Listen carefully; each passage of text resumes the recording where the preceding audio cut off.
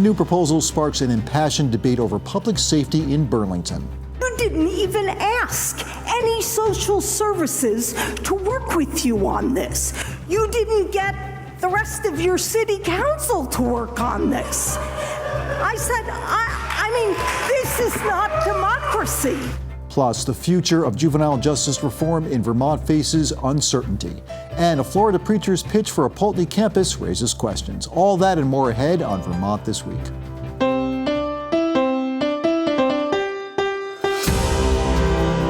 From the Vermont Public Studio in Winooski, this is Vermont This Week. Made possible in part by the Lintelak Foundation and Milne Travel. Here's moderator Mitch Wertlieb. Hi, I'm Mitch Wertlieb. It's Friday, August 7th. And with us on the panel today, we have Brouwer from Vermont Public, Calvin Cutler from WCAX, and Aaron Calvin from 7 Days. Thank you all so much for being here. We're going to dive right into a big topic that we just sort of teased at the top there. We have been here before. There is debate in Vermont's largest city about public safety. It's intensifying. Let's start out by hearing from a couple of people who were there during a recent 3-hour public comment period on public safety in Burlington. No one solution's enough, but more of the same, only the same, just delays a better future. For those in need, for all of us that want our Burlington back. I've read the Burlington Forward resolution from front to back, and it's not perfect, but it offers some new solutions that can be added to some of the things we're doing that are working. This is about not wanting to be uncomfortable and not wanting to see suffering on the street. And I sympathize with that. I am often uncomfortable and sad when I move through downtown Burlington. I do not feel unsafe. I spend a lot of time downtown. I have never felt threatened by an unhoused person. You know, folks who are watching or listening at home to those comments may see themselves reflected in some of those things said there. Aaron, Calvin, you were at that 3-hour public comment period. There was a resolution that was adopted. Tell us about the resolution and tell us about some of the anger that you heard and what this is really all about. Yeah, so the Burlington Democrats have put forward a resolution that they're calling Burlington Forward. It's a wide-ranging public safety resolution that mandates a lot of different things.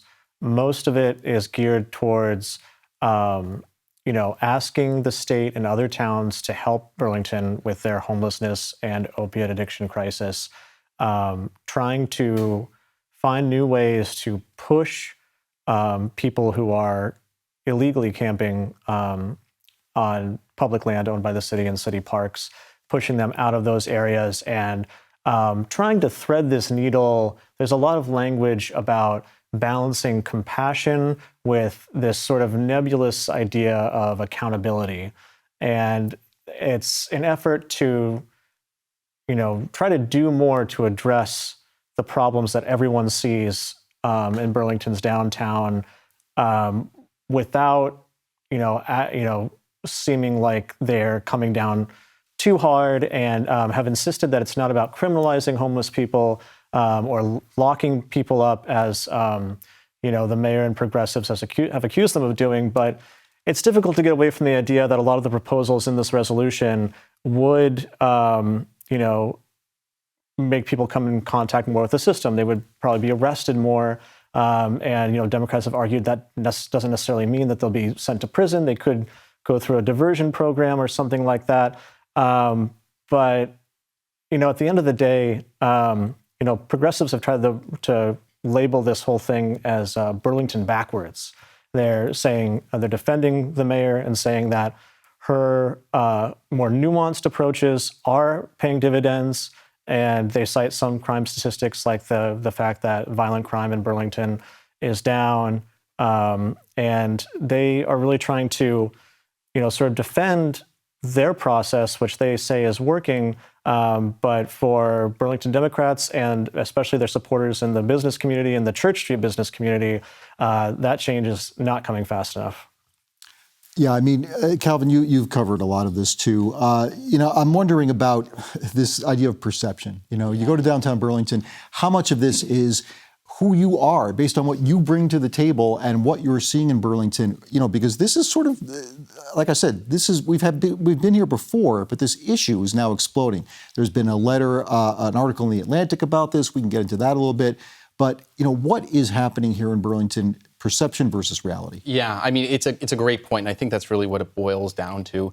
I mean, in some ways, I think this is a little bit of a referendum on harm reduction as sort of a public health strategy. I mean, it's not just a strategy that the Mulvaney-Stanek administration has embraced, but also during Moreau Weinberger's administration, we also had the needle exchange and harm reduction services. And so here we are, Mitch, you mentioned we've been here before. I think this is 5-6 summers now, really since the pandemic and the onset of fentanyl. We've got, the lack of the downtown crowd coming for lunch because of remote work, interest rates. I mean, there's so many big, broad economic factors that are leading to this confluence of challenges that we're seeing in the downtown area. And I think a lot of people are prescribing different causes for one versus the other.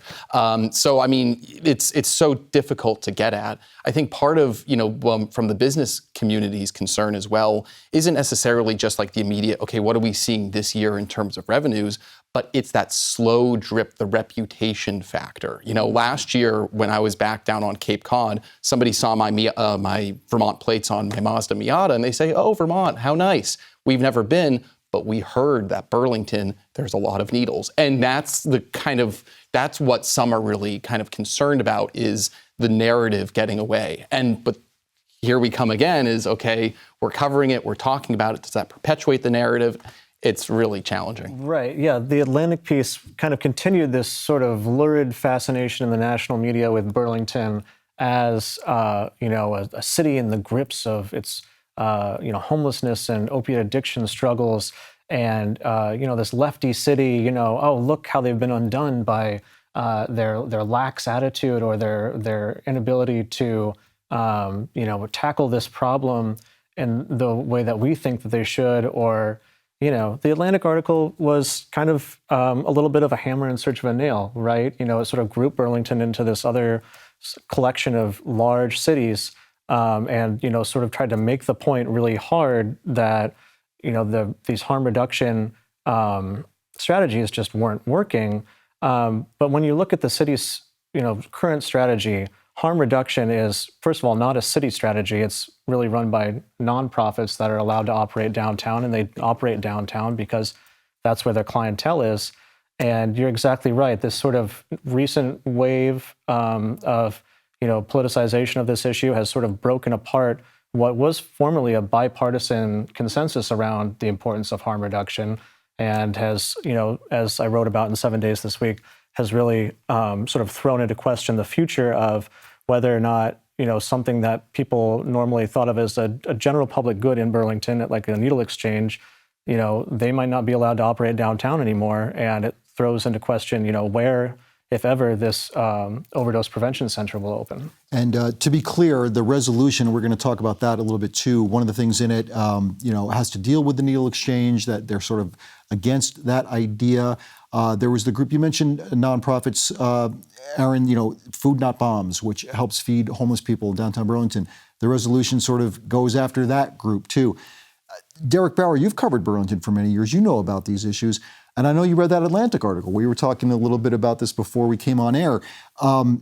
One of the things that you noted that's in this resolution is dealing with the encampments, homeless people setting up camps. What is one of the things in there? What are they saying about that in the resolution that Democrats want to adopt? Right. Yeah. I mean, this is a sweeping resolution, as has been noted, and it's trying to project this sort of comprehensive, actionable plan. And as such, it touches on a lot of different dimensions of the problem. But when I'm reading it, I'm really looking for what is new here, and what is a restatement of either an old attitude or an existing policy, and how thought out are these new ideas. So in other words, as we've said, that this has been a discussion in Burlington now for 5-6 years at least in this intense way. But what new is being brought to the table with this idea? There are some changes that I think are notable around encampments here.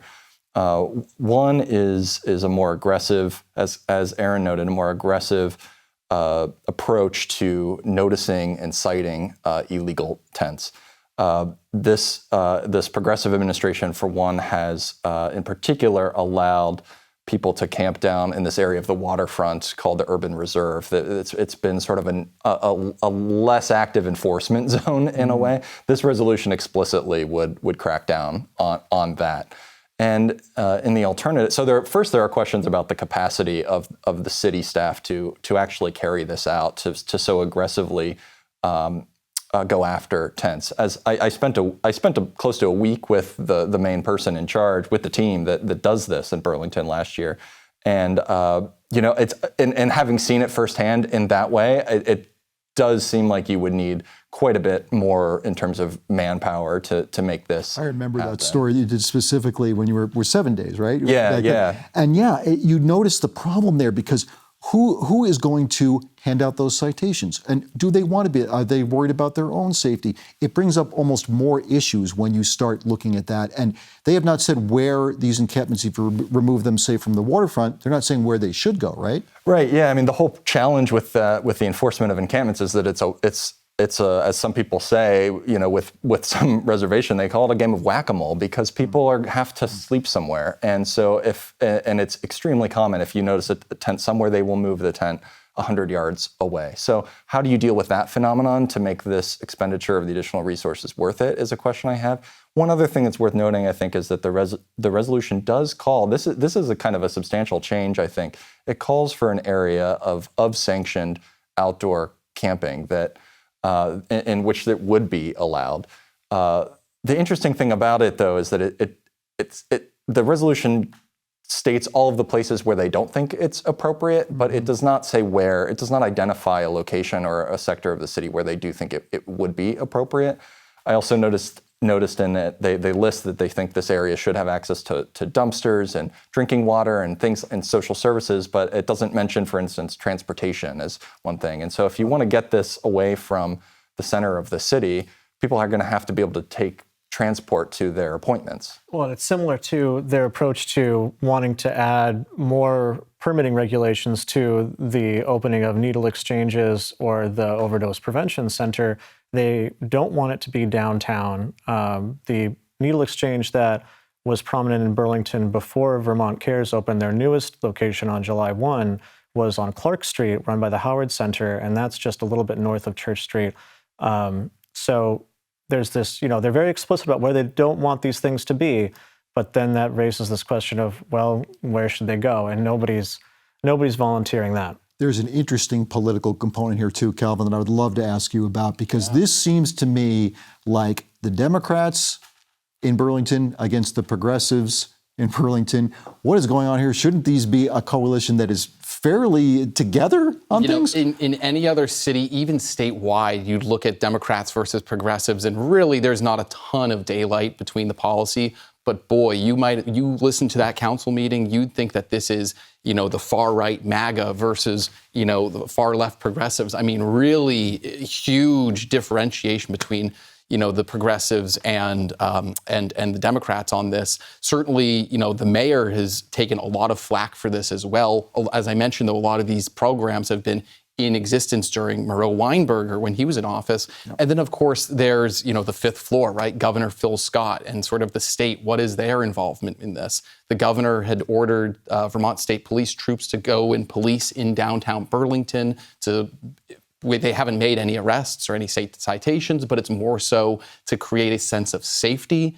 But the governor and the mayor also really haven't engaged one-on-one with this as well. So, I mean, there's a lot of politics that's happening here. Sorry to interrupt, but the mayor was not told about the VSP coming, right? That is correct. And she was not pleased with that. Yeah. So there is this whole push and pull going on here. It's just so interesting. It's almost like a microcosm if you look, Democrats and progressives as a whole searching for this identity as we see the primaries coming up and, who can beat Republicans in November, all this stuff. It's sort of playing out here in a smaller way. Ultimately, I just want to ask around the round table real quick because we have other stuff we need to get to. Did you think the Atlantic article, which was written, by the way, by a former reporter for the Burlington Free Press, did you think it was fair to lump Burlington in with these other major cities, Vancouver, Seattle, and to compare those problems? Aaron? I mean, no, I don't really think so.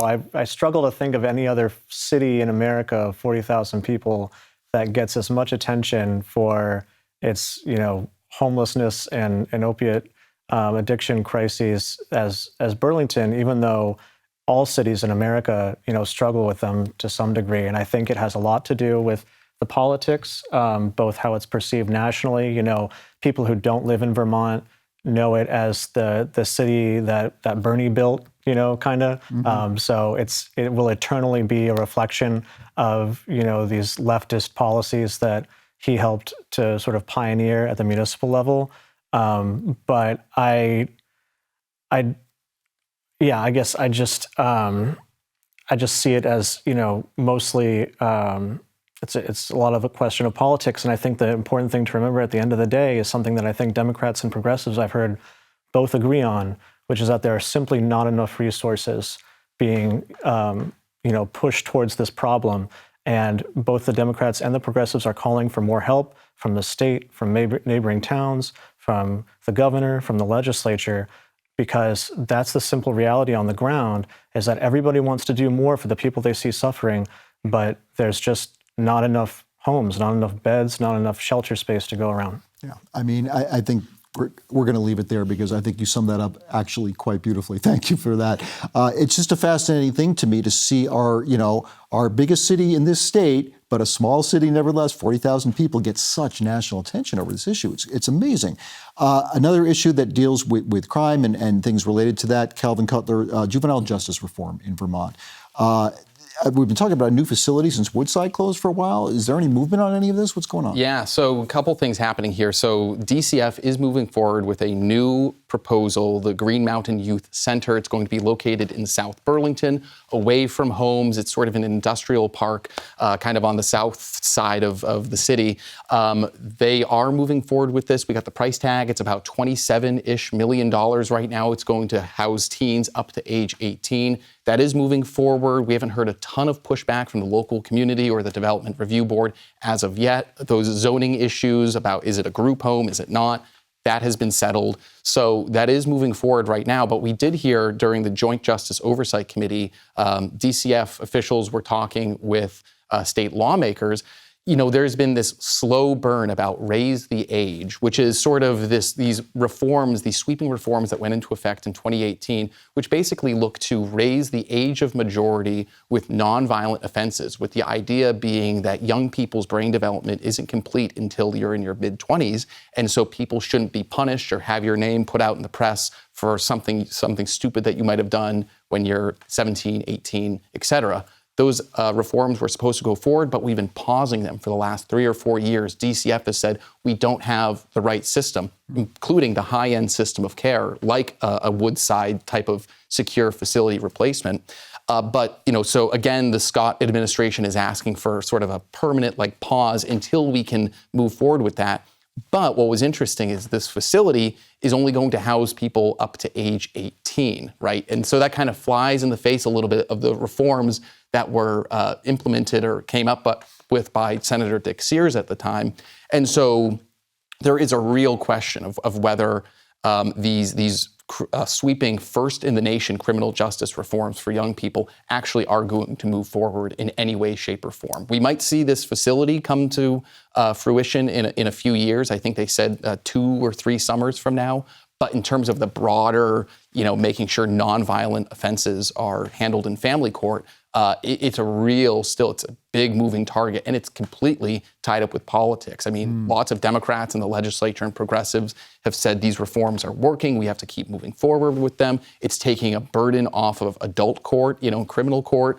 The Scott administration has said it's not working. DCF workers are stretched thin. I mean, it's a real fascinating conundrum that we find ourselves in. Really appreciate the update on that. And Derek Brouwer, I want you to update us on this story, because this is another thing that's been going on for a while now. The campus in Poultney that is just sort of kind of sitting there. There's a preacher from Florida that has a pitch for this and a plan to do it. But you've been writing about this. Is this realistic? What's going on here? Yeah. It was several years ago now that I went down to Poultney and interviewed Raj Bhakta, who is now selling the campus. And I thought, there couldn't be someone more eccentric than Raj to take over the campus. And somehow Raj has apparently found someone at least as eccentric as he is. This is Tommy Zito. He's an itinerant evangelical preacher from Florida who, travels around the world basically preaching and specifically is interested in taking people into the streets to try to spread the word of of God and convert people in the streets. He has shown up. He was here for a week late last month to preview the campus, which he says he's buying from Bacta, although the deal has not closed yet either, and we don't know the price they've agreed upon. But the big question with him is, he's announced grand visions that in a year's time he's going to have a new college there with 1,000 students and a full curriculum, and he's floated ideas of getting accredited in some capacity. But would it be a religious college? It would, yes. This would be. That's the one thing that's very clear. Is this would be an explicitly evangelical college. He sees it actually as spreading, as he referred to it in an interview with me as a way of multiplying himself to create more people to spread the word. But there are questions, aside from whether or not that's a good idea. I think there are questions about his capacity to pull this off right now, and that those questions, have a lot of importance for the town of Poultney, which already has been, waiting for redevelopment on that campus and has heard promises before, and so it's not clear to me that he has the money right now to actually start the school. He says he has money to buy the campus, but we don't. But he's actively fundraising to start a school. And part of that, as we were talking before the show, I mean, he's gone on WCAX 7 days. He's talked with Fox News, New York Post. I mean, there is a little bit of a media blitz here to try to say, hey, this evangelist is converting this old defunct Green Mountain College into a religious school. And this guy, you see what he posts on social media. He's got the ears of thousands and thousands of people. And dozens and dozens just showed up for that volunteer retreat, right, to fix up the college. So I'm just wondering, what is this really aimed at? Is somebody going to swoop in with the cash? The keys aren't in his hands yet, right? Right. No, he had to be off the campus after the end of the week.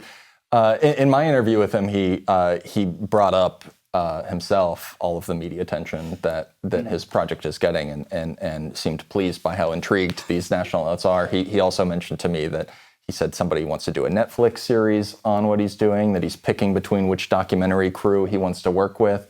So, certainly I think the attention is part of his plan. I will note, though, you mentioned 7 days, too. I think he actually has not done an interview with 7 days. Oh, he's not. Yeah, I wasn't going to say anything. Well, it's notable because 7 days has been asking some critical questions about what's going on at that campus. And when I interviewed him once, some of his questions were unclear, and I started doing more research. So I went back to him with some more pointed questions about his finances, and he was repeatedly too busy to make time to answer those questions. So I think he wants the media attention, but he's also being very careful about what kind of media attention he wants. What about the people in Poultney? How do they feel about all this?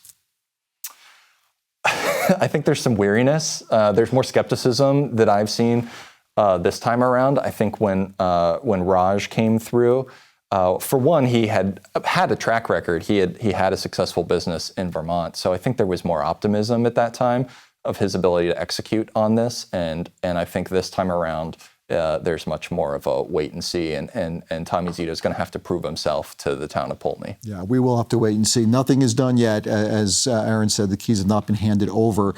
Speaking of keys, driving, Calvin Cutler, why would the DMV want to rename its Highway Patrol to Vermont Highway Patrol? They say they're going back to their roots, back to 1919. The DMV Enforcement and Safety Wing was once called the Vermont Highway Patrol. Then the Vermont State Police split off of that. So it was announced this week that they are going to be becoming the Highway Patrol again. And so what the DMV enforcement folks do, they do some traffic stops, they do fraud and investigations at the DMV, but mostly what they do is weighing trucks, on some of these checkpoints and making sure that commercial vehicles are meeting regulations.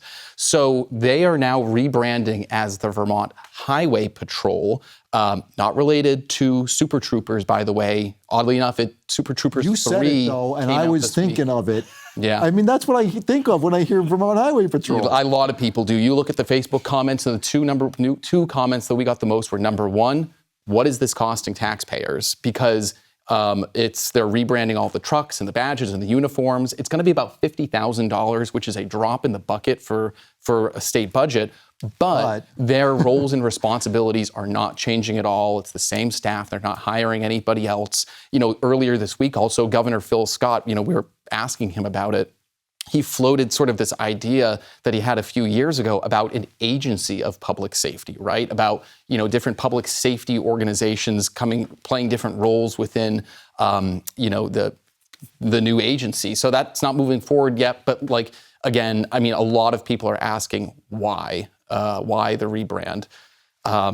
So you'll start to see, instead of DMV enforcement trucks, they will start to say highway patrol on the back. All right, so that's an update on that particular road. The Burlington's Champlain Parkway, very briefly, Aaron, that is opened. This is a big deal now, right? It is. It's been 6 decades in the making. It was originally planned as part of a superhighway system that was going to smash right through the Burlington waterfront. The Barge Canal Superfund site put a damper on those plans, and even before that, activists in the South End historically had not been happy about this idea. It took decades and decades and a lot of back and forth between city officials and activists and multiple mayoral administrations, but you finally have a sign on I-189 that says you can take the Champlain Parkway. It's a 25-mile-per-hour road. Yep. It's kind of like a boulevard, and you can take it. But it's official now. It's official. It's official. Now. That is great. We have to say congratulations to the Vermont Green FC men, winners of the USL2 Championship for the second year in a row. They beat the Flint City Bucks 2-1 in the final. Not only that, they have not lost a game now for 2 straight seasons, 42 wins in a row. Go Green. We're going to leave it there. Thanks so much to our panel today. We had Derek Brouwer from Vermont Public, Calvin Cutler from WCAX, and Aaron Calvin from 7 Days. Thanks so much for watching. I'll see you next week on Vermont This Week.